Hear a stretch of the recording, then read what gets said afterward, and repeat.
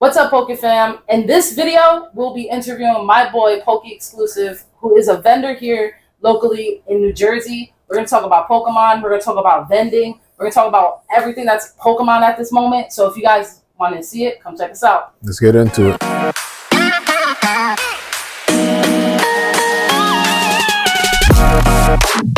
All right, so first things first, I want to say thank you. You're my first one, so hopefully this goes good and a whole bunch of other people want to come through because this is going to be fun.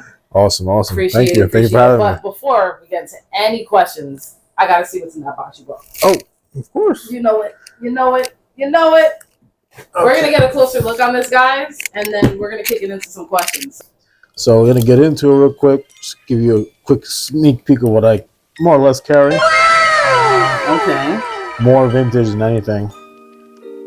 Got some Mewtwo Shadowless. Real quick. So just in case if no one doesn't know, what's the circle about here? Oh, so this means that it's Shadowless. So if you just allow me, pull it out real quick. Absolutely.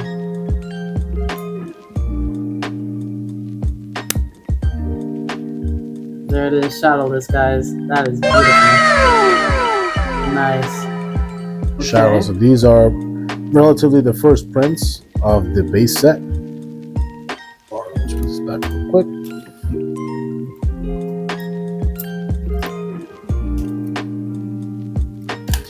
We have Raichu Shadowless. Nice. Poliwrath Shadowless. Chansey. Clefairy. As you guys can see, I'm a vintage collector.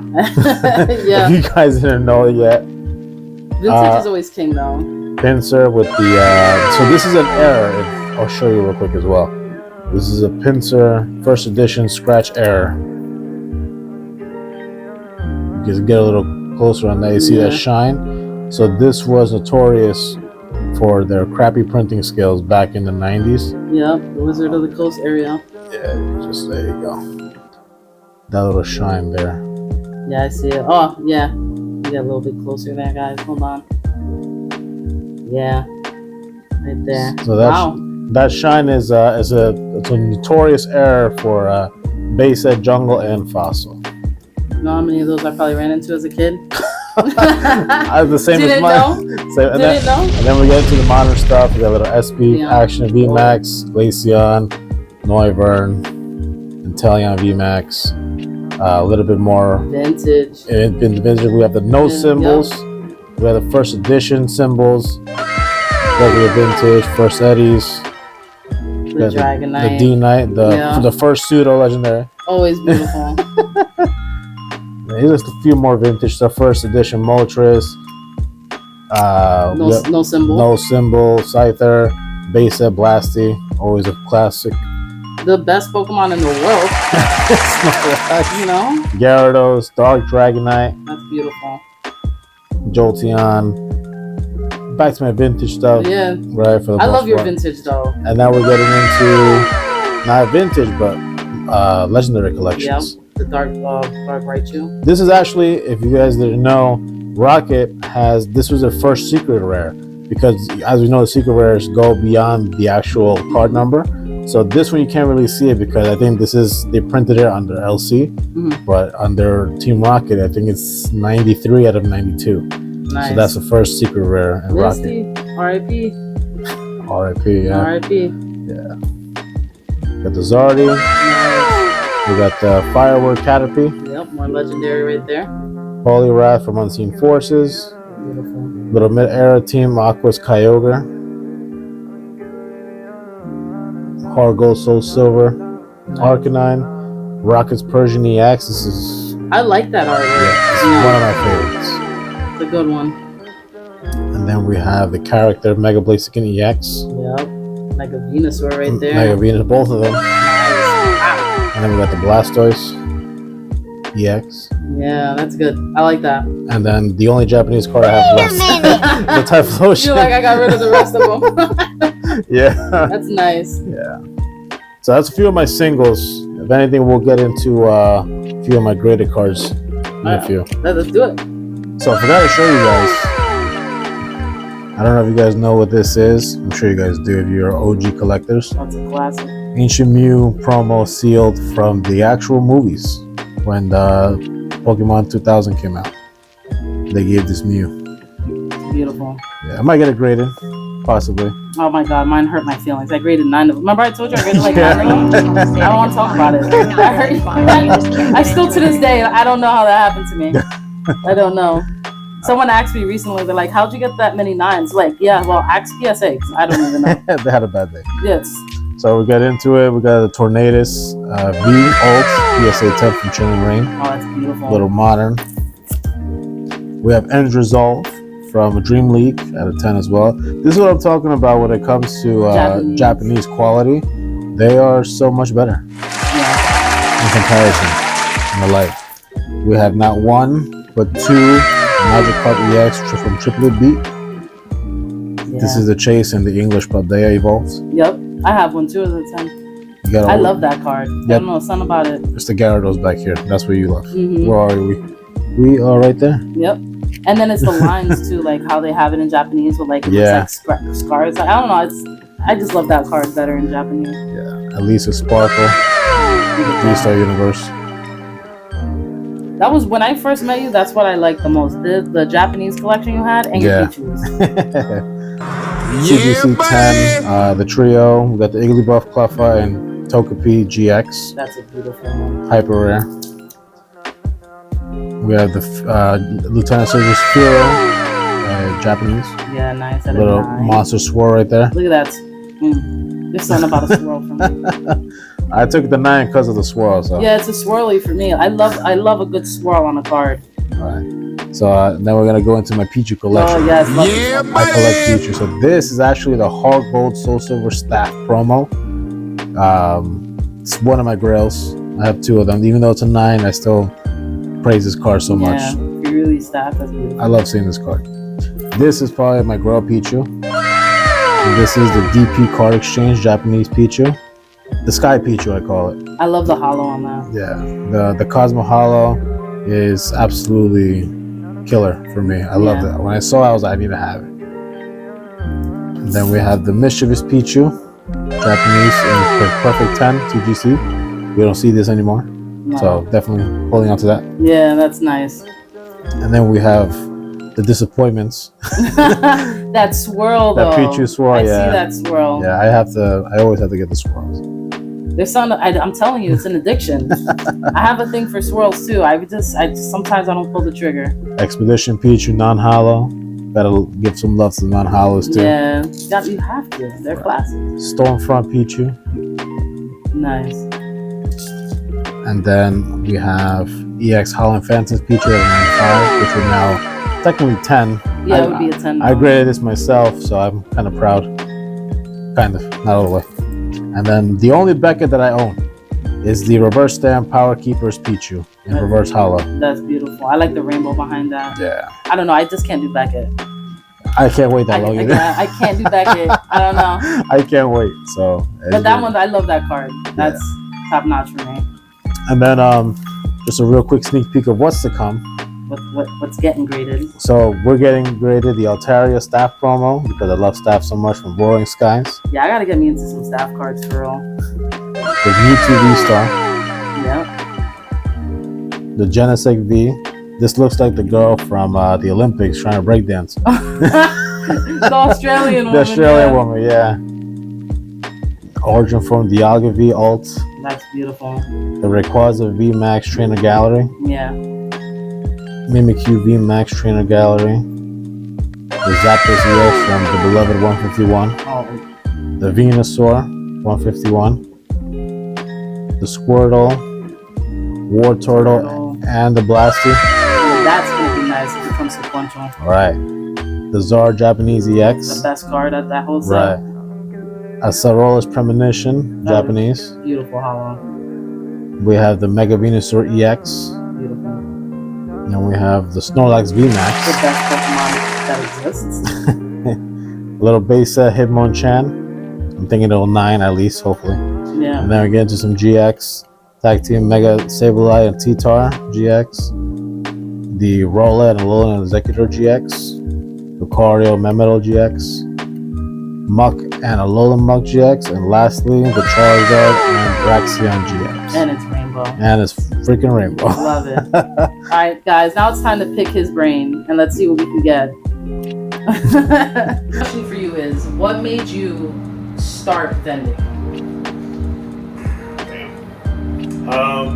So I would say during the pandemic, COVID, a lot of the Pokemon kind of skyrocketed, right? The hype, you had a lot of influencers, right? For me, more or less, I was more of a collector as I grew up. Like everyone had their fan favorite cards or their Pokemon that they valued or they praised so much. So my collection was varied. So once I saw a lot of my fellow collectors go to shows, I got curious. I went to shows and I was a customer, you would say. And I started seeing everything. And I was like, wow. That's usually how it starts. That's a great, yeah. That was like it's like a great experience, just like getting to know people and you know, you make these connections. It's like, whoa. Yeah, it's like similar for me. I got into it after the pandemic peaked though. Oh, okay. Yeah, I got into it in 2022. Silver Tempest, Lost Origin. Right. Yeah. My friend was streaming, he had no one, and I was like, yo, let me go check you out. And next thing's next, my whole paycheck was going to my boy Tim. And then I don't know, I got curious to like wonder what it would be like to go to a card show, and then I went to one and I felt good. Which one did you go to? Laz's show first. It was in Hasbrook Heights at the time. Yeah, that's and the I one. was just I like, went there too. I think I saw you the first time. Probably. Yeah. We probably crossed paths so many times before we're like, yo. That was one of the first shows I've been at, to be honest. Yeah. That hotel. That was, I think Laz is always someone's first. Yeah. Because he was my first too. Like what was it, a year ago? Maybe a year and a half now? I first vended at his show. And it was a good experience. It was like, killed it. But then I was like, I wonder what it is more. Now I'm going more into like just collecting things, just things. Because as you can see in here, I got statues, vinyls. I'm just collecting. Collect anything. Exactly. So if there's something about collecting that just was like, as a kid, like when you were seeing kids play with Pokemon, what made you be like, all right, I'm joining in. I want to really see what was the hype for you growing up when it came to Pokemon? So what made it more of a, I guess, I don't want to call it a vice, because as a kid I don't want to think that's good, but what kind of pushed me more towards it was the actual games, because growing up, you know, we had the retro games, retro now, so now it's like the Game Boys and stuff like that, so you know, like the kids already had the cars, now they kind of brought that to life with the games, but we still always had what was tangible, what was in our hands. Yeah. So you seeing a holographic anything was like, whoa. You were like a millionaire. Right, yeah, it's like, yo, like you were the cool kid, you know, hey, look at my cars, you know. So, and then, you know, trading was so seamless, like you traded for what you liked. Yeah. Not so much nowadays where people are like, it's like $20 cheaper than what I have. Yeah. You know, let's make a deal, you know. So there's more factors that drive into it now as an adult, of course. I remember in the 90s no one would trade. It was a thing, but not as much as what you would think. A lot of people are like, oh, 99, everyone was trading. Not really. It was like a mission to get certain cards. In the 90s, you would lose half your stack. Yeah. So if you went there with like hollows, like good hollows, you were losing majority of them for like one card. Right. And it was just not worth it, like back then. Right. So what would you say is like the best thing that you enjoyed most of like vending? Because I know you did Collect-a-Con, and then you do Laz's show, you do Woodbridge. But what's like your top 10 favorite moment of like vending? I guess it would have to be Woodbridge. Woodbridge was and is always going to be my favorite, my go-to, only because the vendors that go there, it's become like a community and more so a family, where we all know who's there, we all know what we're bringing, we know, you know, like who has what, so we can redirect them. Oh, you're looking for this Kingdra? Oh, I got someone who has it. Or you're looking for this Snorlax? I know someone who has it. So just the environment as a whole, it just became more flowy. Like it wasn't so like, you know, tense anymore. As a new vendor, you're gonna feel it being, you know, a little bit of I'm the new guy, you know. Yeah, I know that one. But once you get loose and you make sales, you just gain the confidence of like, you know what, I sold this to a kid or a big kid, like an adult, you know, hey, you know, I made them happy, the satisfaction, you know, and you know, in return, you know, I made some funds that I can put towards grading the cards I want, or to something that I really want to buy for me. So there's so many point of views to go about it. For me, really, vending in general, I love the hobby. I love seeing new things. I love seeing things that I've never seen before. It's like eye candy. You know, for me, it's even if I can't afford it, I'm like, damn, it's right there. Yeah. But I just want to. It's like like it just brings you peace. You know. I could see what you say about Woodbridge because you feel that as like because you know I've done a lot of deals in Woodbridge at this point, but you can feel it that everyone is like a community there, and I really feel like a lot of shows in Jersey don't have that. Right. But Woodbridge always does. Like everyone is very cool with one another. They're very open. Like if they don't have it, they will point you to somebody else, and that's like the best part I think about Woodbridge. I always tell people like if you ever come to Jersey, you have to go to Woodbridge Card Show because I find it to be like the best Pokemon card show. There's no other one out right now that I know of. Right. That I have seen at least. Right. Top it. I haven't experienced other ones as well to kind of say that. Like it's either Woodbridge or Lazarus Show really. Yeah. Or a con, you know. Or a con. You always want to go to the cons because you're gonna see so many people. You're gonna see different cards you never really think would cross your table. Yeah. You know, it's just so for people, for me, it's the nostalgia of seeing. You know, sets like Expedition or Skyridge or even you saw a lot of that in Collecticon too. Oh, yeah. So how was it to vend? Because was that your first Collecticon in New Jersey? That was my first Collecticon. Did you find it to be like, were you anxious or like how were you feeling days before leading to it? I felt a bit nervous because I felt like I was stepping into a different realm than what I'm used to. Mm-hmm. As opposed, I mean, granted, I saw all of Woodbridge vendors there for the most part, like the people I know. But then you have people from New York, from Philly, from, you know, I guess north of Jersey and south of Jersey. But there was so many people. Like I felt a bit intimidated. But then once I started talking to people, like if I was in Woodbridge, I felt like it was smooth sailing. I even made new friends with new vendors that I never knew not existed, but were around really. So I felt good afterwards. But for me, my main goal there was to, of course, move cards, move singles, slabs, and everything, but also try and give like a new fresh breath of fresh air to my collection. Like, what's something that I don't have that I can bring into my collection. Yeah, that I thought Collecticon this year was dope. I met people from Texas, from Florida, vendors there. I mean, I have more time to move around though than you. You had to stay on one spot, but there was tons of people there, and you felt the culture in that atmosphere. It's electrifying. It's like no, you can't really explain. It's like seeing The Rock come out for the first time, you know, in the 90s, seeing him walk past and just be like, oh my God, that's The Rock. That's what it felt like walking into Collecticon, and then everyone was just as excited as you are to collect and move things around. I met a few people too. So my next question for you is, in 5 years, where do you see the elevated, like, Pokemon going? Well, so... Even base it off the market, if you know. Right. I mean, there's a lot of factors. It's the card game will always live because you have the two sides of it. You have the collectors that collect for, to collect.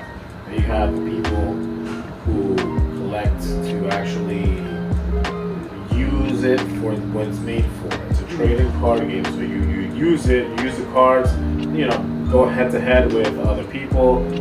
Go to regionals, win the championship, like in the anime they show us, it's the same thing, Yeah. So it's just kind of what you want to do, but in real life with cards, and the strats they always come out with new strats, new meta decks.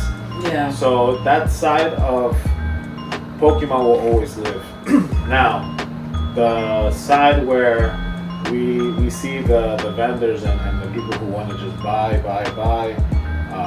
whether it be for a get rich type of get rich scheme. mind scheme, or just let's make a quick buck, or maybe an investment. I would call it, because people now like what came out recently, the Sea and Skybox for Crown Zenith.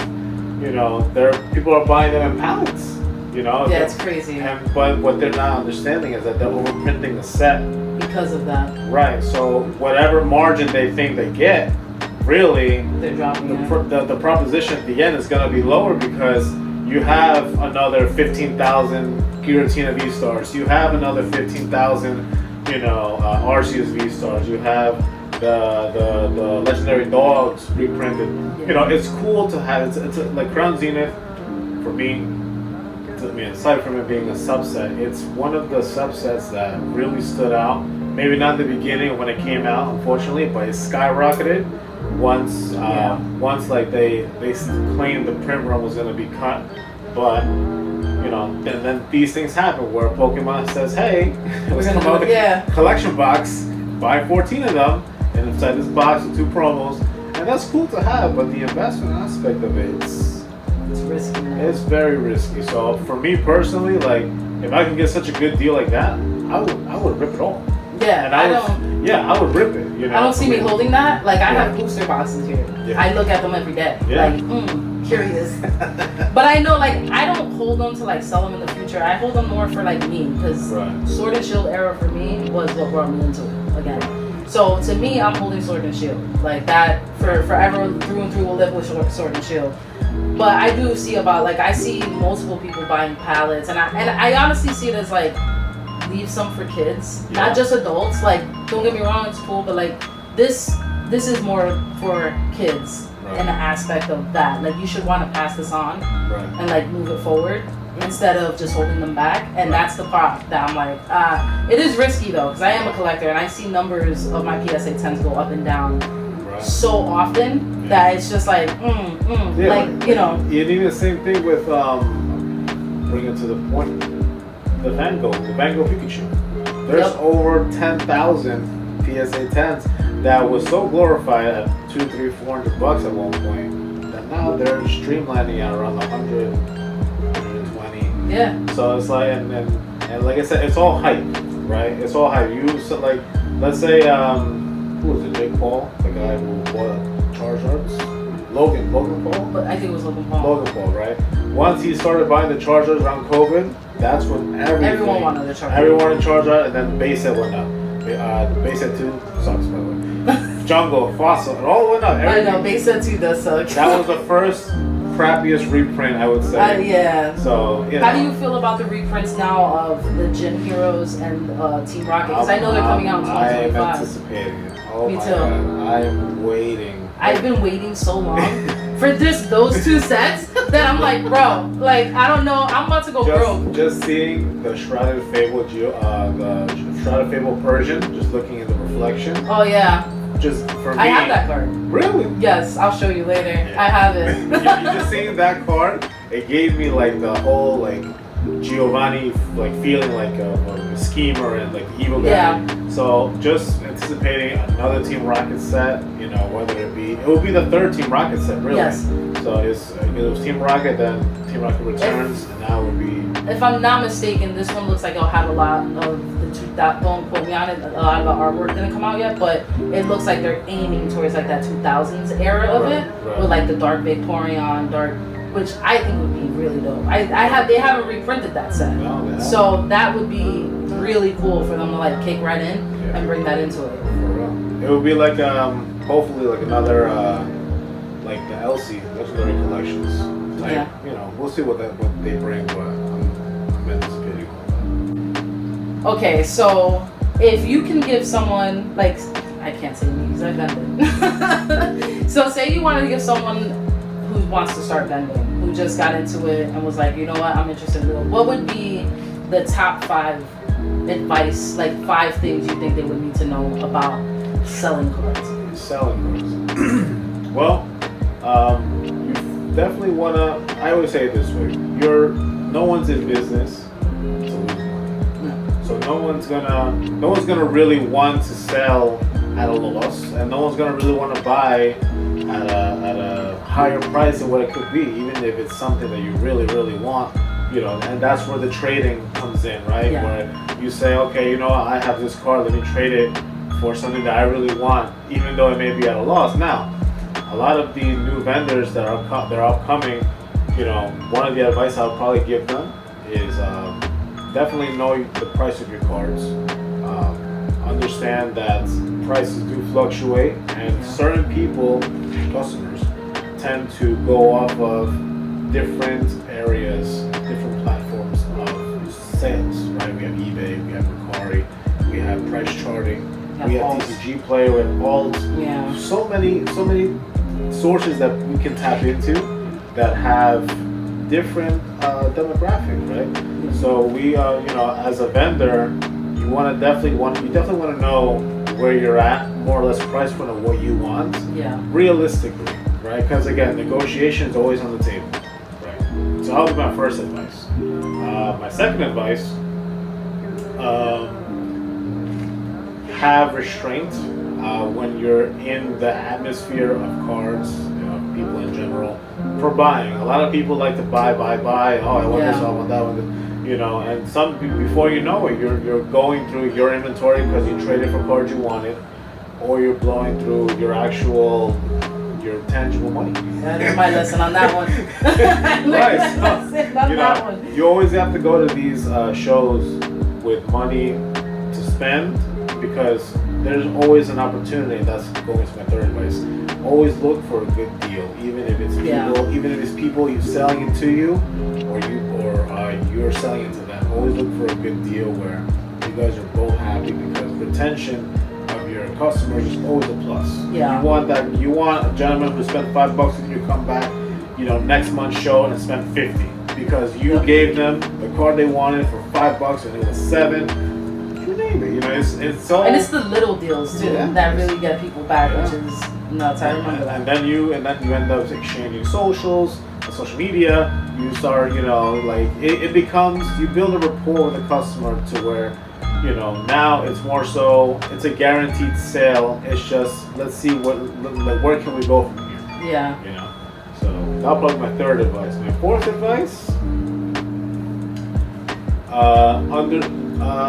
I guess I would say know what sells, right? Yeah. A lot of people have the misconception of having the dynamic between graded cards and singles. So again, you have different markets for different people. So a lot of people to these shows in con, at least, I've seen a lot of slabs move like. Con. It moves like crack. Yeah. So, con was. Yeah. I feel like everyone in there had slabs at some point because they were just moving. Yeah. Moving like crazy. Like in places like con, people are gonna come to bring you their 401k, their life savings in a slab form to sell it to you. Yeah. And it's your choice whether to buy it at a percentage or trade for a higher percentage. Usually that's the system that works within the TCG community. So you definitely have to know your customers in that sense. What's gonna sell? What's gonna move? Because again, as a vendor, you're putting in between $100 to $150 for a table. Yeah. Whether it's for a day or a weekend, you want to make sure you make that $150 back. Always. And more. Yeah. Right? Always. That's always goal number one. Make back table. After that, it's all an investment. After that, it's whatever you can do. So, and always go easy on yourself when it comes to that. It's something. Sometimes when you have 15 cards in front of you and you have, TCG open and you have eBay open and you're like, what am I gonna do? Yeah. You wanna have a clear mind. The worst you can say is no. The worst they can say is no. Yeah. That's it. I always round it off. So I'll use, for me, I do like TCGPlayer and price charting, and I base it off of both. Right. If the number's close, then I'll do it off that. But like, say if one's 50 cents less and one's 50 cents, I try to just round it off. Oh yeah. And I feel like a lot of people tend to just be like, oh, okay. I'm like, all right, cool. Like, regardless, I always am gonna cut a deal. Right. Like, if you buy multiple stuff and it comes out to 15, I'm gonna do it for 10. Like, that's just me, though. Yeah. Because I want you to come back. That's how I always see it. Like, I had people at the American Dream Show not that long ago. Yeah. They just came. They always come to me when I'm at like either American Dream, Sea Caucus. Even when I was at Woodbridge at one point, they used to come to me all the time, and I'm like, hey, it's cool. And they're sub to the channel. Shout out to you. Cruise. So when it comes to like trading, because I know you're like the trade guy. Oh yeah. I learned from you. If you would have saw that new year the other day, I didn't film it, but if you would have saw it, bro. But when it comes to trading, what do you think is like a win-win situation for not just like the vendor, but both parties? So it really depends on the product, right? Because a lot of people tend to trade off slabs. That's more trade power when it comes to these shows, right? You can have, because usually what happens with the graded cards, they retain their value with more ease rather than the single. Because singles, the condition is LP, no, it's MP, no, it's HP, no, it's damage. So you kind of have that perspective of a buyer and a seller trying to sell and trying to dispute and trying to at least how can I say it? They're trying to determine the value of the card by condition, but it's all from the eye. You have, as a vendor, you have to know more or less what condition your card is. If it has two specs, it's LP. If it's a straight dent or a crease, it's damaged for the most part. So, I feel like once you have that down, a good trade, I would say, from vendor to a seller would be taking in, or rather trading in at 80%. Okay. That way, you're not getting all the value, but you're getting most of it, but you're also leaving room for the customer to kind of get something that they want from you. So the best thing for me, what I like to see is making sure I get some sort of value in that trade, and then have them either put some cash on top, or more or less see some sort of growth, some margin on my end at the end of the day, while keeping them happy. So with me, when I trade, it really just depends. Now, if I see you consistently, I'm going to give you a better deal than someone I don't see consistently. If I don't see you all the time, I do 70. Right. If I see you all the time, I do 80. So like if you come to me all the time and we always make trades, I'm going to do 80. Because I feel like that's like a fair, evened out playing field for both of us. But if you just come to me and I never seen you before, I'm like, oh yeah, 70%. Just because that's for me, Now I have two controversial questions. One, Japanese or English? Which one do you think is better? So, market-wise, the English market is always top tier. So it's going to be English for market. Quality of cards and the actual printing and all of it in general is going to be Japanese. Because it's just, I've seen too many Japanese cards just literally outshine. An English hollow, you put side by side the Latios and Latios GX English versus the Japanese. It looks so much Japanese better. is gonna just blow you away. Yeah, I know, it looks so much better. It's so much cleaner, brighter. Right. It's not. I'm always a firm believer of Japanese. Like I would collect heavy Japanese. But I know long term, if I ever wanted to sell my collection, Japanese is not gonna get me. You'll be taking which sucks because Japanese, the quality control, amazing. Now I know this big thing that be going around with the X-ray machines and setting packs. What's your opinion on that? To be honest, for me, it's like I've seen a few of reviews on it, how it works. It's again, there's two sides to this, right? If you're someone who really already weighed packs, whether it's basic, jungle, vintage, anything, or stuff that you can't really get a hold of, and you weigh it, you have to understand that, or rather make the assumption that you're in a good $500 a pack for base set, or a good $1,600 for Skyridge. For a hollow, it's alright. So maybe it's worth doing, but now you have to invest in the machine, or rather just the service. You're probably dropping another couple hundred and not close to 1,000, and they go by the value of what you're scanning, and that's the thing. So they have to make money too. So at the end of the day, you're already in about two bands, $2,000, and you're scanning it. And let's say you come out with like a hollow gold. That's not the best. And not only that, guys, like you gotta remember too, those MRI machines are not cheap. They're not cheap. So you're gonna be paying extra, so you gotta make it count at the same time. Right. So where can people catch you in the next month or two? What shows do you have booked coming up? So full transparency, I took a hiatus about a month ago, only because I'm waiting on graded cards to come back. My main drive now is going to be graded card slabs. Okay. So I'm definitely waiting on my sub to come back. I'm actually subbing more cards in, and I want to start having more of that collection. Because singles I can get my hands on any day. It's more or less I want to feel, I guess, that sort of sense of, hey, you know, these are the cards that I kind of held on to for a couple months.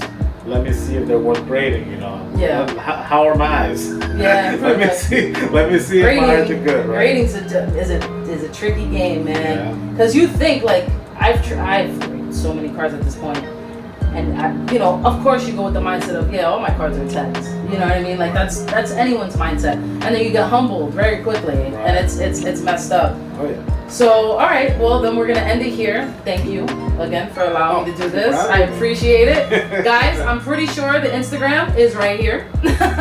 Other than that, I hope y'all enjoy this. If you have any more questions, contact me or hit him up. Actually, hit him up. Don't hit me up. Hit him up. Don't ask me. I'm just getting the answers for you. Other than that, I'll see y'all. Peace.